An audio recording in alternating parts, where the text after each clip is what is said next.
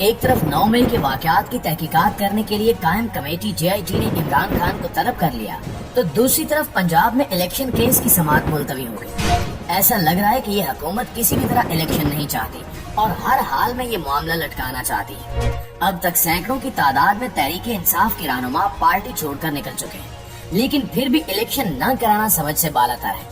شاید اسد عمر اور جمشید دستی جیسے ساتھیوں کی وجہ سے عمران خان سے حکومت کارڈ اب بھی برقرار ہے، یا پھر حکومت کسی طرح نواز شریف اور جہانگیر ترین کو بحال کرنے کا انتظار کر رہی ہے۔ دوسری طرف عارف علوی بھی عمران خان کے لیے آستین کا سانپ نکلے اور خفیہ طریقے سے عمران خان کو ڈس لیا۔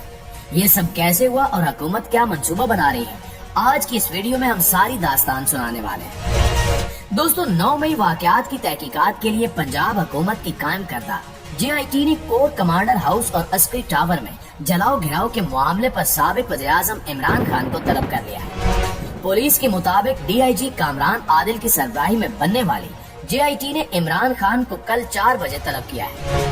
عمران خان کو انویسٹیگیشن ہیڈ کوارٹرز قلعہ گجر سنگھ میں طلب کیا گیا ہے، جہاں JIT ان سے 9 مئی کے واقعات کے بارے میں تفتیش کرے گی۔ پولیس حکام کے مطابق 9 مئی کے واقعات پر پنجاب حکومت نے 10 مختلف JITs بنا رکھی ہیں جو مسلسل اپنا کام کر رہی ہیں، جبکہ آج عمران خان کے دیرینہ ساتھی اسد عمر عمران خان سے ملنے لاہور بھی پہنچے، جس سے یہ تاثر قائم ہو رہا ہے کہ شاید عمران خان کوئی سیاسی کارڈ کھیلنے کا ارادہ رکھتے ہیں، کیونکہ اسد عمر کی اسلام آباد میں میڈیا سے گفتگو نے کافی سوالات کھڑے کر دیے۔ اسد عمر کا کہنا ہے کہ ووٹ صرف عمران خان کا ہے، کوئی ہو یا نہ ہو اس سے کوئی فرق نہیں پڑتا۔ انہوں نے کہا کہ میں نے پارٹی عہدوں سے استعفیٰ دیا ہے، پارٹی سے نہیں۔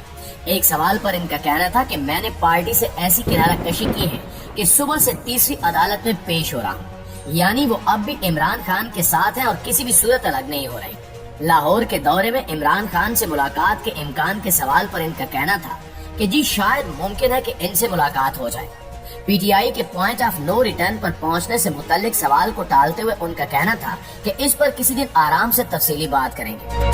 پریس کانفرنس کرنے والوں پر دباؤ سے متعلق سوال پر ان کا کہنا تھا کہ یہ سوال آپ پریس کانفرنس میں یہ بات کہنے والوں سے کریں، میں نے کوئی ایک جیسی بات نہیں کی، لہٰذا آپ میرے حوالے سے ایسی بات نہیں کر سکتے، میری پریس کانفرنس مختلف تھی۔ ذوالفقار بھٹو پر جب مشکل وقت آیا تھا تب باقی لیڈر کہاں گئے تھے؟ پیپلز پارٹی میں کوئی نہیں بچا تھا۔ اسی طرح مسلم لیگ کاف نے جب 2002 میں حکومت بنائی تھی اس میں تمام مسلم لیگ نون کے لوگ تھے۔ آپ جتنی بار مرضی پوچھیں میں پارٹی میں ہی ہوں۔ جلسوں اور ٹی وی پروگرام میں فیصلہ نہیں ہونا چاہیے کہ کس سیاستدان نے صحیح کیا یا غلط، یہ نہیں ہونا چاہیے کہ جو سیاسی مخالف ہے اسے انتقام کا نشانہ بنایا جانا چاہیے۔ اسد عمر نے حکومت پر تنقید کرتے ہوئے کہا کہ یہ نہیں ہو سکتا کہ ہم نے جمہوریت مل کر چلانی ہے، اس لیے جو مرضی پیسہ کھائے اسے کچھ نہ کہا جائے۔ ملک میں قانون کی حکمرانی ہونی چاہیے، جو قانون توڑتا ہے اسے سزا ملنی چاہیے۔ اسی طرح جمشید دستی نے بھی کرارا جواب دیتے ہوئے کہا ہے کہ وہ عمران خان کے ساتھ ہے، بلکہ ان کا پورا حلقہ عمران خان کے ساتھ ہے۔ دوسری طرف عمران خان نے ٹویٹر پر موجودہ حکومت کو آڑے ہاتھوں لیا ہوا ہے۔ ان کا کہنا تھا کہ قانون کی حکمرانی کو مکمل طور پر نظر انداز کرتے ہوئے اس فاشسٹ حکومت کا ایک نکاتی ایجنڈا ہے کہ PTI کو کچلنا ہے۔ پاکستانی معیشت کمزور ہوتی جا رہی ہے، جہاں ڈالر اوپن مارکیٹ میں 315 جبکہ غیر CNIC ہولڈرز کے لیے یہ شرح 320 سے 325 روپے کے درمیان ہے، اور اسی طرح آفیشیل ریٹ اور اوپن مارکیٹ ریٹ کے درمیان 30 روپے کا فرق ہے۔ ڈالر کی قیمت میں اضافے کا مطلب ہے کہ ملک میں کوئی مقامی یا بیرونی سرمایہ کاری نہیں ہو رہی۔ ناظرین، حکومت ایک طرف معیشت نہیں سنبھال پا رہی تو دوسری جانب سیاسی کارڈز کھیل کر آئین کا مذاق بھی اڑا رہی ہے۔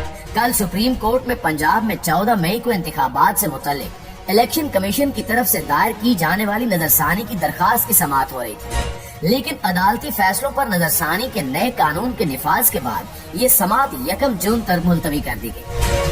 چیف جسٹس عمر عطا بندیال نے کہا ہے کہ ملک کا موجودہ سیاسی درجہ حرارت معیشت اور امن و امان کے لیے بہتر نہیں ہے اور چیزوں کو جوڑنے سے سسٹم میں استحکام آئے گا۔ سماعت شروع ہوئی تو اٹارنی جنرل مسعود عثمان رستم پر آئے اور کہا کہ وہ کچھ کہنا چاہتے ہیں۔ عدالت کی طرف سے اجازت ملنے کے بعد انہوں نے کہا کہ سپریم کورٹ کی نظرثانی دائرہ اختیار سے متعلق نیا قانون بن چکا ہے، جس کی صدر مملکت نے بھی منظوری دے دی ہے اور اس کا اطلاق جمعے سے ہو چکا ہے۔ اٹارنی جنرل کی بات پر بینچ میں موجود جسٹس منیب اختر نے کہا کہ نظر ثانی کے نئے قانون کا سن کر الیکشن کمیشن کے وکیل کے چہرے پر مسکراہٹ آ گئی. چیف جسٹس نے ریمارکس دیتے ہوئے کہا کہ نظر ثانی سے متعلق اب نیا قانون بھی آ چکا ہے اور ہم بات سمجھ بھی چکے ہیں اور ہمیں نئے قانون کا مکمل ادراک ہے، لیکن تحریک انصاف کو بھی نئے قانون کا علم ہو جائے اس کے بعد ہم سماعت کر لیں گے. فی الحال ہم سماعت جمعرات تک ملتوی کرتے ہیں. بینچ کے سربراہ نے اٹارنی جنرل سے استفسار کیا کہ اس ایکٹ کے نافذ ہونے کے بعد پارلیمنٹ کی طرف سے بینچ کی تشکیل اور از خود نوٹس کے متعلق جو قانون پاس کیا گیا تھا وہ کالعدم ہو گیا ہے. تاہم اٹارنی جنرل نے اس سوال پر عدالت کو کوئی جواب نہیں دیا. ناظرین، ہوا کچھ یوں ہے کہ پارلیمنٹ نے گزشتہ ہفتے ایک بل منظور کیا تھا جس میں از خود نوٹس پر فیصلے کے خلاف اپیل کا حق دیا گیا ہے اور فیصلے پر نظر ثانی کی اپیل کی سماعت بھی فیصلہ دینے والے بینچ سے بڑے بینچ کو سونپنے کا کہا گیا ہے. اس کے علاوہ اپیل کنندہ کو اپنا وکیل بھی تبدیل کرنے کا حق دیا گیا ہے. جب یہ سب ایک بل کی شکل میں تیار ہوا تو صدر ڈاکٹر عارف علوی نے باقاعدہ اس پر دستخط بھی کیے اور اب یہ قانون بھی بن چکا ہے. اس حوالے سے صدر پاکستان کی جانب سے supreme court review of judgments and order bill 2023 کی منظوری کے بعد اس قانون کے نفاذ کا گزٹ نوٹیفکیشن بھی جاری کر دیا گیا. اس نئے قانون کے تحت اب 184(3) یعنی سپریم کورٹ کے 100 موٹو کیسز میں دیے گئے فیصلوں کے خلاف اپیل دائر کی جا سکے گی اور اس قانون کا اطلاق ماضی میں دیے گئے فیصلوں پر بھی ہوگا. نئے قانون کے تحت نظر ثانی کی درخواست کا دائرہ کار اب اپیل جیسا ہی ہوگا اور اب نظر ثانی کی درخواست کو فیصلہ دینے والے بینچ سے بڑا بینچ ہی سن سکتا ہے. ماضی میں فیصلے پر نظر ثانی کی درخواست وہی بینچ سنتا تھا جس نے وہ فیصلہ دیا ہوتا تھا. اب بتایا جا رہا ہے کہ اس نئے قانون کا فائدہ جہانگیر ترین اور نواز شریف کو بھی حاصل ہوگا.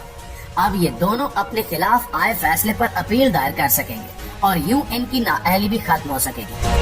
کچھ سیاسی حلقوں اور مبصرین کا کہنا ہے کہ اس بل کا سب سے زیادہ فائدہ ہی ان کو ہونا ہے کیونکہ نواز شریف کی نااہلی سے لے کر ان کی پارٹی صدارت کے خاتمے تک سارے فیصلے سو موٹو پر ہوئے ہیں.